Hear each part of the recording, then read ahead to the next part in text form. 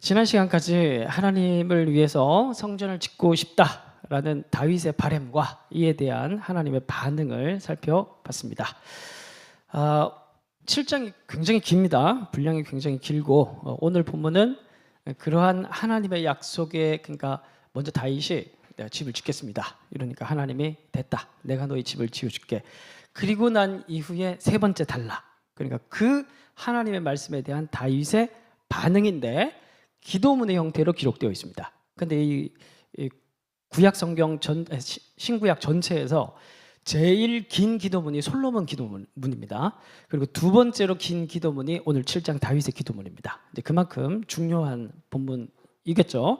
특별히 이 다윗의 기도문이 왜 중요하냐면 그 성경에는 큰 세 가지 약속이 있습니다. 첫 번째가 아브라함 언약, 두 번째가 모세 언약, 신의 산 언약, 세 번째가 다윗 언약입니다.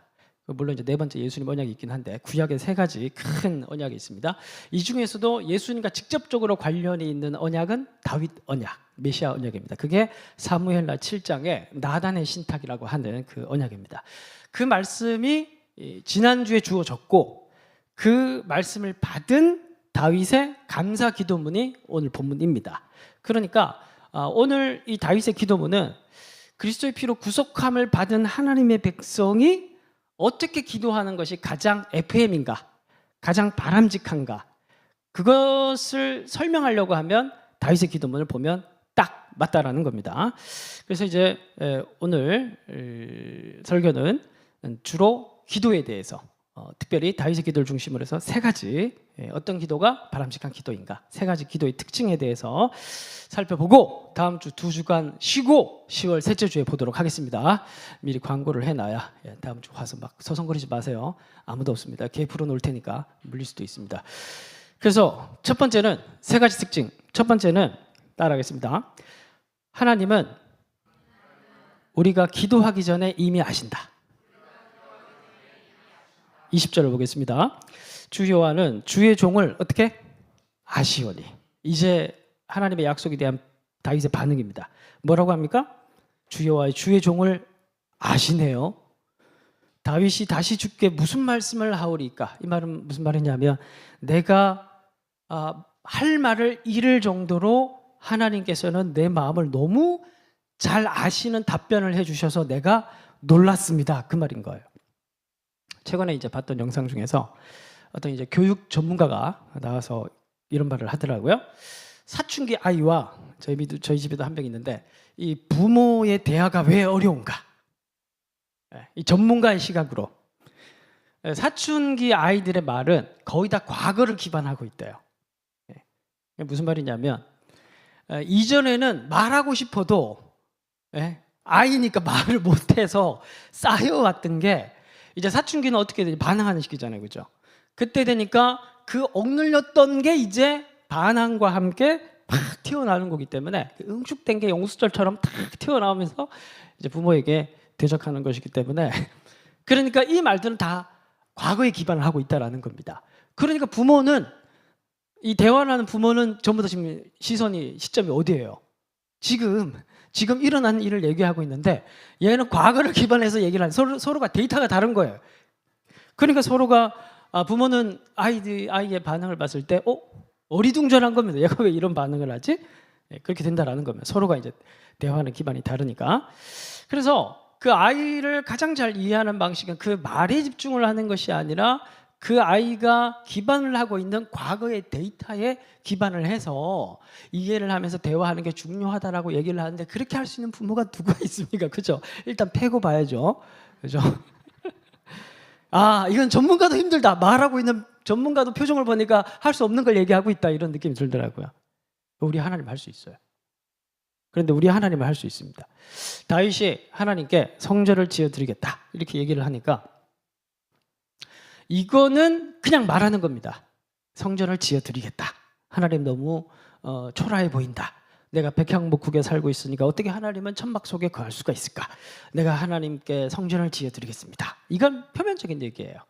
사실은 그 말의 본래 의미로 해석을 하면 하나님 저는 사실 되게 두렵습니다. 그 말이에요. 성전을 지어드리겠다는 말이 아니라 하나님 저는 대단히 지금 두려운 상태입니다. 이렇게 얘기를 하고 있는 거예요. 왜냐하면 지난번에도 말씀을 드렸지만 다윗은 정통성이 없습니다. 지금 원래 초대 왕은 사울이었고 사울의 혈통이 왕이 되는 게 고대 운동에서는 자연스러운 것이었습니다. 근데 다윗은 사위였고 남유다에 기반을 한 사람이었습니다. 그러니까 북쪽 10지파와의 긴장이 늘 있었습니다. 그래서 수도를 예루살렘에 한 거예요. 여부스에 한 거예요. 왜냐하면 여부스가 북에도 속하지 않았고 남에도 속하지 않은 정복하지 않은 중간에 위치한 지역이었기 때문에 383 같이. 그러니까 그만큼 정치적 의도를 많이 고려를 한 겁니다. 왜? 북10지파가 반항하지 않도록, 쿠데타가 일어나지 않도록. 북이스라엘 역사나 남유다 역사를 아신 분, 특히 북이스라엘 역사 같은 경우에 피해 역사죠. 3번에 한 번꼴로 왕조가 뒤집히는 쿠데타가 일어났습니다. 한 번 쿠데타가 일어나면 고대 군동은 혈통 중심으로 왕족이 이어지기 때문에 씨를 말려야 했었습니다. 그러니까 다윗은 지금 왕이 통일 이스라엘 왕이 되었지만 자기가 정통성이 없는 왕이라는 것을 스스로 혈통적으로 정통성이 없다는 걸 알기 때문에 두려운 겁니다.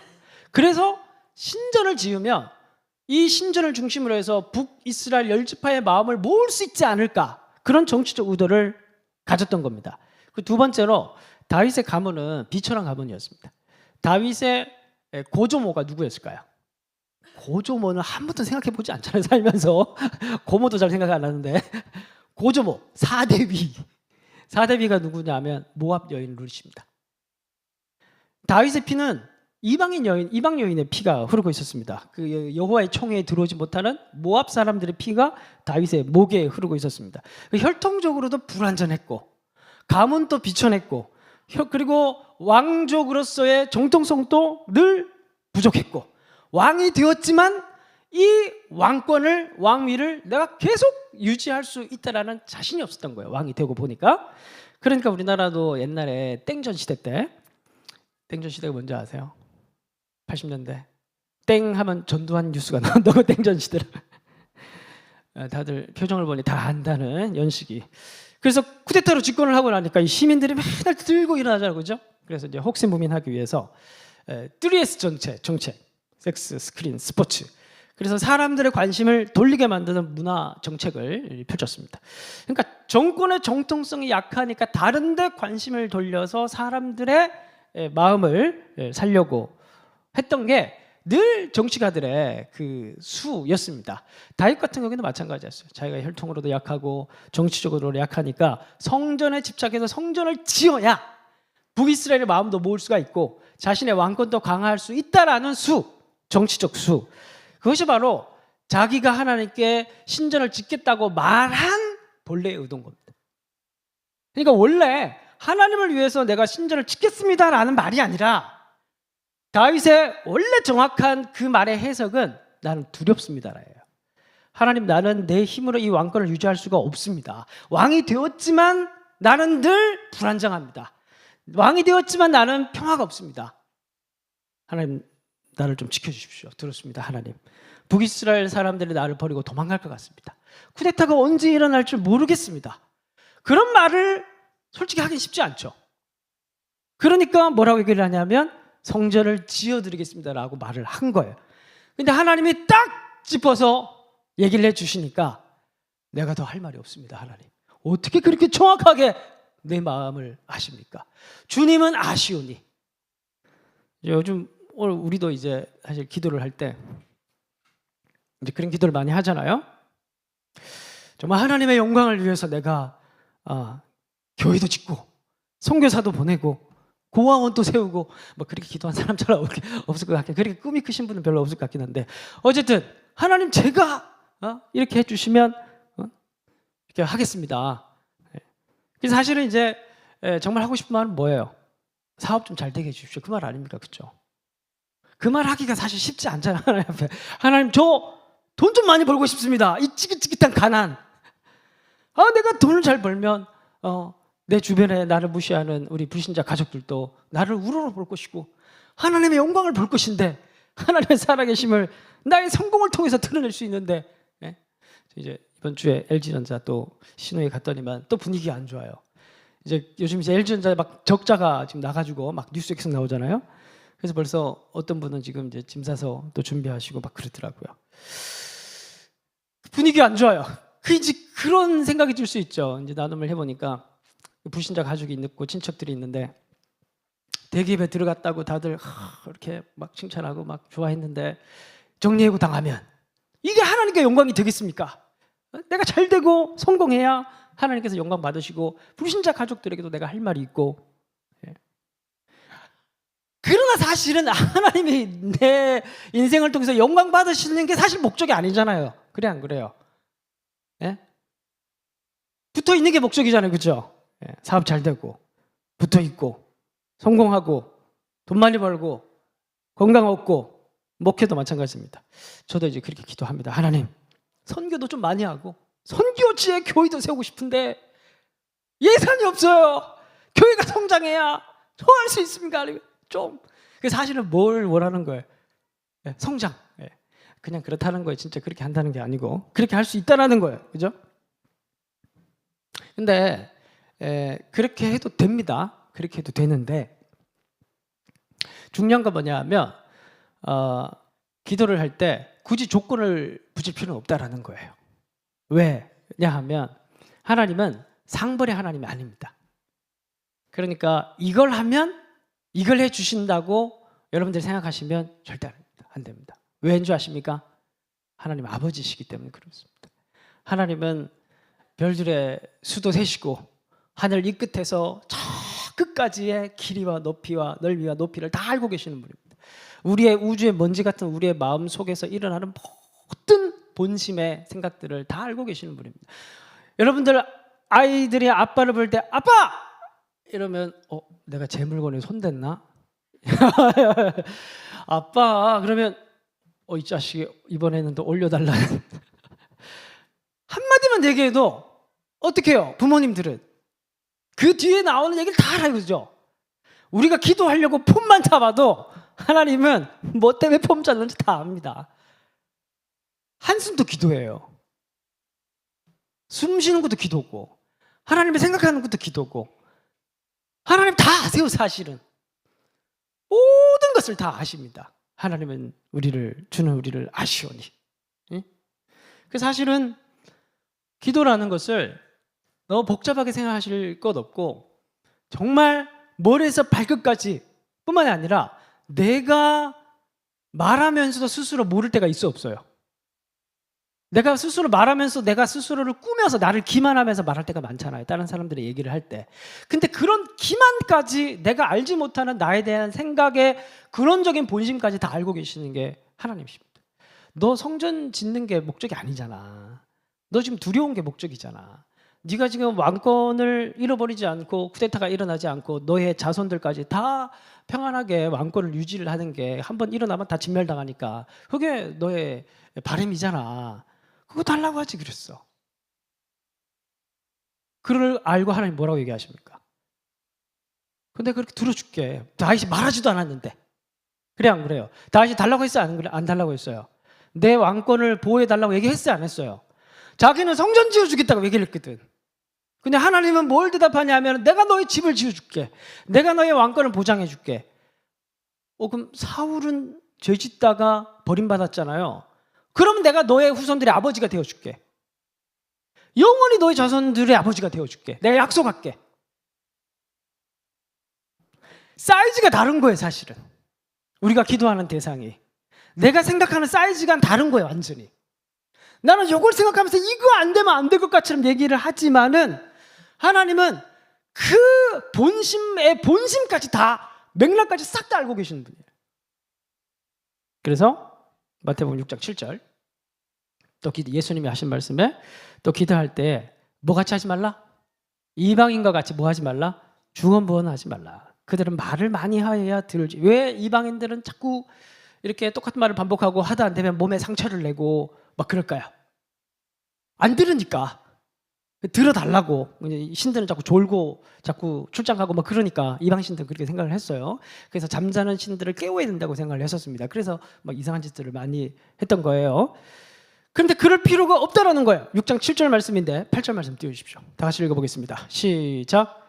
그러므로 그들을 그렇게 할 필요가 없는 이유가 있어요. 그게 뭐냐면 하나님 이미 우리가 폼을 잡을 때부터 이미 뭘 기도할지 다 아시기 때문에. 믿습니까? 다 알고 계세요. 폼을 딱 잡을 때부터, 눈 감기 직전부터 다 알고 있어요. 얘가 지금 뭘 기도하려고 하는 건지. 근데 나는 기도하면서 내가 뭘 기도하는지 잘 몰라요. 내가 기도하면서도 하나님 영광을 위해서 뭐 어떻게 하겠습니다라고 얘기를 하지만 너 그거 말하려고 하는 거 아니잖아.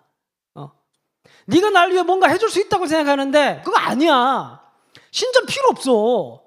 너 날 위해서 뭔가 어마어마한 일을 행하고 그 다음에 나에게 뭔가를 자꾸 구하려고 하는데 그거 앞에 거 필요 없어. 나 그거 원하지 않아. 나 그거 너 없어도 할 수 있고 이미 그거 필요하지 않고 난 텐트에서 살아도 돼. 네가 원하는 거 얘기해봐. 네가 진짜 원하는 거 얘기해봐. 그렇게 얘기하시는 거예요. 그러므로 6장 9절.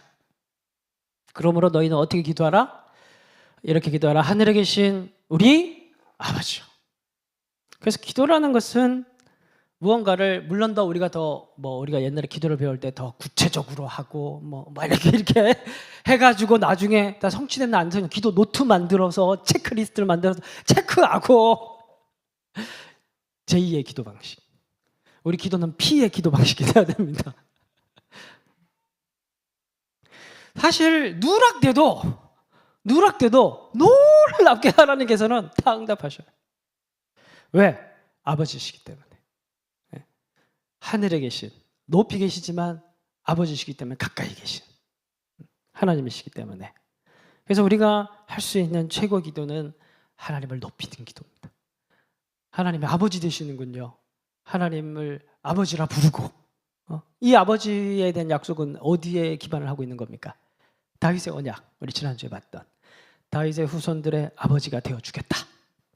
그래서 잘못을 하더라도 사울처럼 버리지 않고 내가 징계해서 다시 돌아오게 하겠다.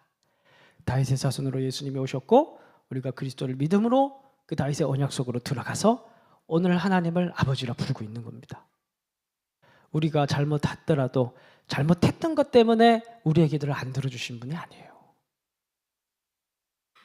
어떤 경우에도 하나님께서는 우리의 말에 귀를 기울이실 뿐만 아니라 우리가 어리석어서 알지 못하는 기도의 제목까지 다 알고 계시면서 그것에 스스로 주권적으로 우리에게 다가오셔서 먼저 말씀해 주시고 기도하지 않는 것까지도 기도하게끔 하시는 분이 우리 하나님이십니다. 왜? 아버지시니까.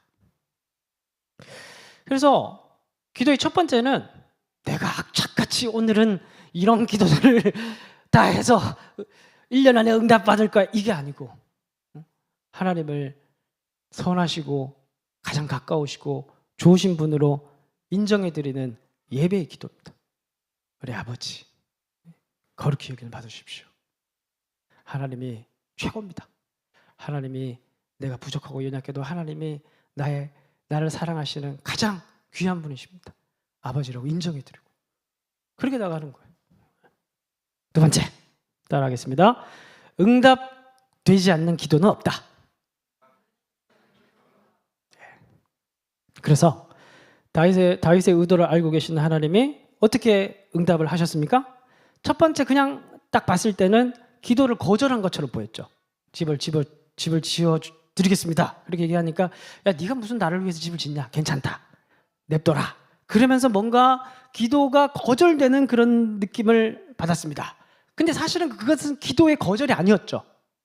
무슨 말씀으로 이어졌습니까? 내가 아는데 너의 그 기도는 영속적이지 않다. 무슨 말이냐면 네가 신전을 지으면 너의 안전이 보장될 수 있다고 착각하고 신전을 짓겠다고 얘기를 하는데 사실은 그 신전을 지어도 그 신전은 너의 안전이 될 수 없다. 그게 널 보호해 줄 수 없다. 그 건물이. 그렇게 얘기를 하시는 거예요. 그러니까 하나님의 말씀은 예를 들어 이런 겁니다. 아이들이 밖에 나가 놀다가 어디서 찔려왔어요. 막 피가 이제 팍 철철 납니다. 뭘 해야 돼요? 보통 아이들이 가지고 있는 의료 상식은 뭐예요? 뽀로로 밴드. 그래서 이 상처에다가 뽀로로 밴드를 붙여달라고 엄마 뽀로로 밴드 붙여줘 이렇게 얘기를 하는데 뽀로로 밴드를 붙여주면 돼요 안 돼요? 그러면은 엄마 자격이 없죠. 뭘 해야 됩니까? 일단 기다려. 첫 번째 흐르는 물에 씻는다. 응급처치 119 첫 번째, 흐르는 물에 씻는다. 씻고 난 뒤에 어떻게 해요? 소독을 해야죠. 소독약을 붓는다. 세 번째, 피가 흐르니까 안 멈추고 있으니까 지혈제를 부어야죠. 그리고 피가 멈추면 어떻게 해요? 그때 뭐 붕대를 감든지 포로로 밴드를 붙이든지 그렇게 하는 겁니다. 그렇게 안 하고 바로 포로로 밴드를 붙이면 썩습니다. 우리가 뭔가를 구할 때 이 신전을 짓겠습니다라고 얘기를 하는데 신전을 지으면 뭔가 문제가 해결될 것 같은데 왕위가 보존될 것 같은데 그건 피가 흐르는 상처를 입은 아이가 뽀로로 밴드를 붙여달라는 것과 똑같은 거. 근데 우리는 대부분 사실 그런 기도를 합니다. 그래서 나쁘다는 게 아니고 대부분 우리는 그런 식으로 기도를 한다는 거. 잘 모르니까. 이해되세요? 잘 모르니까 대부분 그렇게 기도를 한다는 겁니다. 그러니까 우리가 기도하는 것에 너무 매이지 말라는 거예요. 더 좋은 거 주시니까. 더 근본적인 걸 주시니까. 지금 썩지 않는 게 중요한 거예요. 상처를 멸균하는 게 중요한 거예요. 흐르는 물에 씻는 게 더 급한 거예요. 그리고 피를 멈추게 하는 게 더 급한 것이고 지혈을 해야 그 다음에 뽀로로 밴드를 붙이는 거예요. 뽀로로 밴드부터 붙여달라고 하니까 그게 하나님 안 들어주시는 거예요. 순서가 있는 거예요. 근본부터 새롭게 하고 주변을 정리를 해야 그 다음에 그걸 들어주실 수 있는 거예요. 순서가 있는 거예요. 순서가. 왜? 아버지시니까. 그냥 아버지가 아니면 당장 이제 이거 막 붙여놓고 넌 이거 나한테 뭐 준다고 했지? 너 빨리 바쳐. 이렇게 얘기하겠죠. 못된 신이면. 우리 하나님 아버지시니까. 우리 하나님이 제일 중요하게 생각하는 거는 내가 하나님께 뭘 바치고 헌신하고 신전 지어드리고 이게 중요한 게 아니라 우리의 안전이고 우리의 생명이고 우리를 향한 사랑이 제일 중요하시니까. 뽀로로 밴드가 중요한 게 아니니까 지금 우리가 뭘 달라고 해도 하세요. 그게 하는 게 문제가 아니고 그렇게 하더라도 하나님이 다른 방식으로 응답하시는 걸 믿으시라는 거예요. 항상 하나님은 그렇게 해왔다는 걸 믿으시라는 거예요. 우리가 몰라서 그렇지 어리석어서 하나님이 어떻게 응답하셨는지 잘 몰라서 그렇지 세심하게 우리 인생을 돌아보면 다 그런 식으로 응답해 오셨다는 거예요. 그래서 한 번도 응답을 해주시지 않은 적이 없었다는 겁니다. 다 응답해 하셨다는 거예요. 몰라서 그렇지 아니면 응답해 오는 과정이 일어나서 아직 그런 것이지 시간이 걸릴 뿐이지 하나님께서는 우리가 기도하는 모든 것은 다 들으신다는 거예요. 아버지시니까 의심하지 말라는 거예요. 하고 계시니까. 지금 급한 게 뽀로로 밴드 붙인 게 뽀로로 밴드 어떻게 될까요? 쏟겠죠 살이. 우리 하나님은 지혜로우시고 우리 하나님은 모든 것을 다 알고 계시고 무엇이 근원부터 바꿔야 되는지 알고 계시고 어떻게 해야 최종적인 생명과 선으로 가야 되는지를 너무 잘 알고 계시기 때문에 순서라는 게 있는 거예요.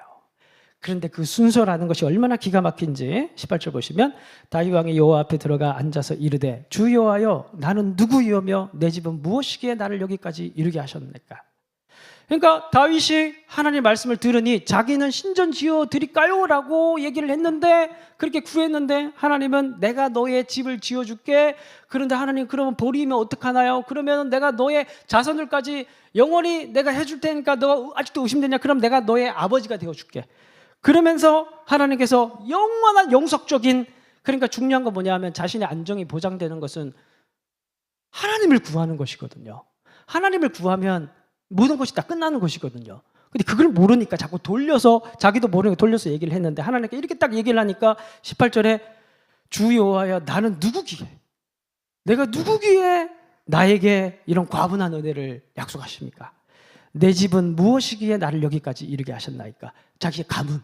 아니 우리 가문은 모압의 피가 흐르고 우리 가문은 왕족의 혈통도 아닌데 도대체 내가 뭐길래 하나님께서는 나에게 그런 은혜를 베풀어 주시고 그런 약속을 해주시면서 나의 아버지가 되어주시겠다고 얘기를 하시는 겁니까?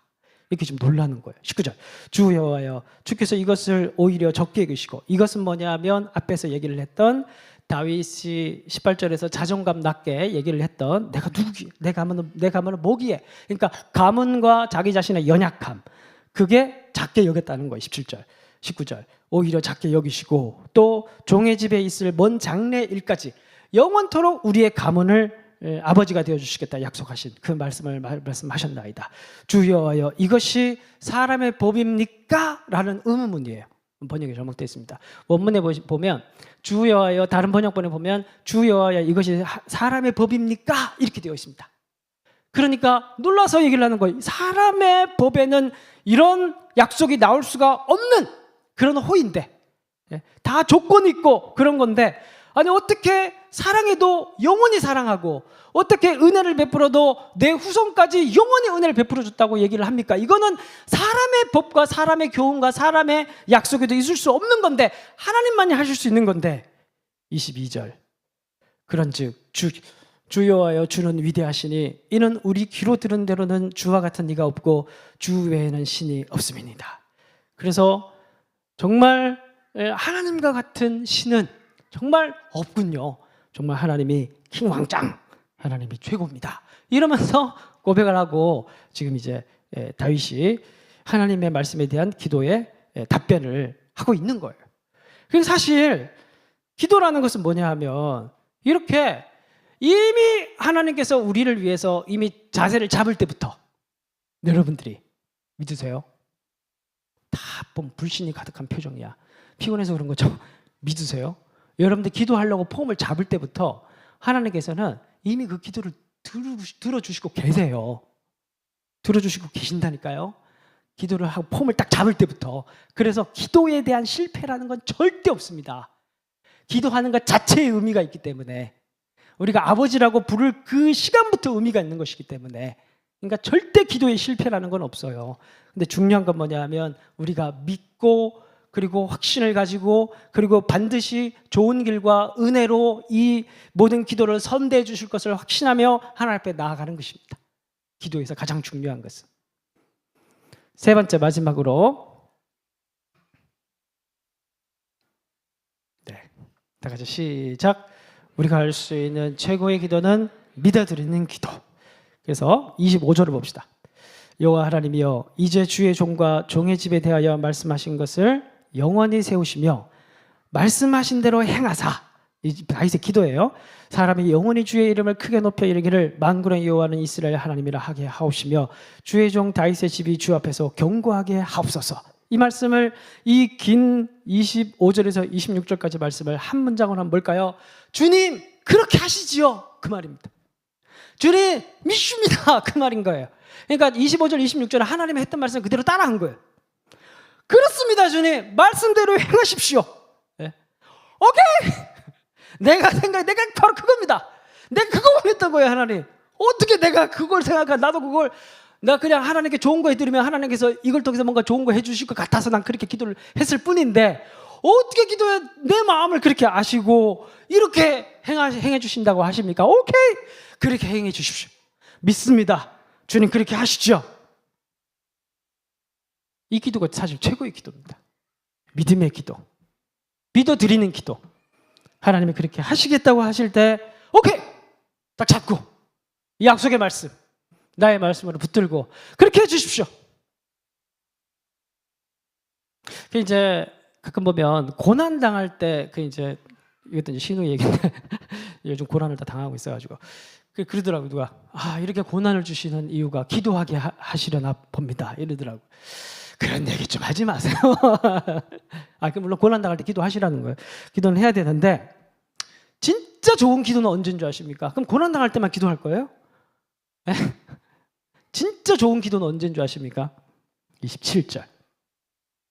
만군의 여호와 이스라엘 하나님이여 주의 종의 귀를 여시고 이르시기를 내가 너를 위하여 집을 세우리라 하셨으므로 주의 종이 이 기도로 주께 간구할 마음이 생겼나이다. 진짜 기도는 언제 제일 좋은 타이밍에 최적의 기도인 줄 아십니까? 하나님의 말씀이 내 귀에 들릴 때, 그 말씀이 떠나기 전에 그 말씀을 붙들고, 이 말씀 누구의 말씀이다? 나의 말씀이다. 이 종의 귀에 하나님의 말씀이 들리고 내 귀를 여시니 오케이, 감사합니다. 하나님 이 말씀 붙들고 행하십시오. 쉬워요, 안 쉬워요? 또 불신의 얼굴이 가득하네요. 이 말씀 붙들고, 저 사람 말씀이 아니고, 저 사람 말씀이 아니고, 그러니까 내가 원하는 걸 막 해가지고 데일밴드 주세요, 데일밴드 주세요, 데일밴드 주세요, 이게 아니고, 제일 좋은 기도는 뭐냐 하면 말씀이 선포되는 이 금요 기도의 시간. 좀 있으면 주여 한번 외치고 10분간 여러분들 개인 기도할 때 말씀 붙들고 기도할 때 제가 괜히 그렇게 얘기하는 거 아니에요. 성경 신학적으로 말씀 붙들고 기도할 때가 제일 정확하게 기도할 수 있기 때문입니다. 그래서 늘 성경 365하고 5분간 10분간 반드시 기도하라고 제가 영상에서 몇 번의 얘기를 했을 거예요. 이때가 제일 좋은 기도의 시간입니다. 혼자 그냥 중언부언하면서 1시간 하는 기도하는 시간보다 말씀 붙들고 5분 10분 기도하는 게 훨씬 중요한 기도입니다. 믿으십니까? 이렇게 말씀이 선포될 때 종의 귀를 여셨으니 이 말씀은 내 말씀인지 믿습니다. 붙들고 이 말씀을 그대로 행하게 해주십시오. 아멘. 믿음의 기도. 주님 그렇게 행하십시오. 하나님이 그렇게 행하신다고 하시니 내가 이걸 믿음으로 붙들겠습니다. 이 말씀을 내 말씀으로 붙들겠습니다. 그렇게 해주십시오. 내 말씀인지 믿습니다. 그렇게 행하는 붙드는 자에게, 믿음으로 기도하는 자에게 하나님께서 왜 그 말씀이 그의 것이 되지 않게 하시겠습니까? 이쁜데 당연히 그 말씀을 믿는 자에게 그 말씀이 이루어지게 하시겠죠. 마지막 겟세마네에서의 예수님의 기도. 다시 읽겠습니다. 시작. 아버지여, 만일 아버지의 뜻이거든 이 잔을 내게서 옮기시옵소서. 그러나 내 원대로 마시옵고 아버지의 원대로 되기를 원하나이다. 아버지 뜻대로 할 거면 뭐하러 기도하나, 이렇게 옛날에 생각했죠. 아버지 뜻대로 행하실 거면 뭐하러 기도하나, 이런 생각 안 해보셨어요? 근데 기도란 원래 그래요. 기도란 원래 나의 뜻을 하나님께 관철해서 신을 움직이는 기도는 이방인의 기도입니다. 근데 살아계신 하나님에 대한 기도는 나의 뜻을 하나님께 관찰하는 것이 아니라 기도 속에서, 말씀 속에서 발견한 하나님의 뜻이 오늘 나의 약속의 말씀이 되게 하는 것, 그 말씀을 붙드는 것, 그것이 바로 기도의 목적입니다. 오늘 여러분들 마음속에 주시는 그 말씀을 붙들고 기도하실 때 하나님의 말씀의 역사가 또 여러분들의 것이 되기를 바랍니다.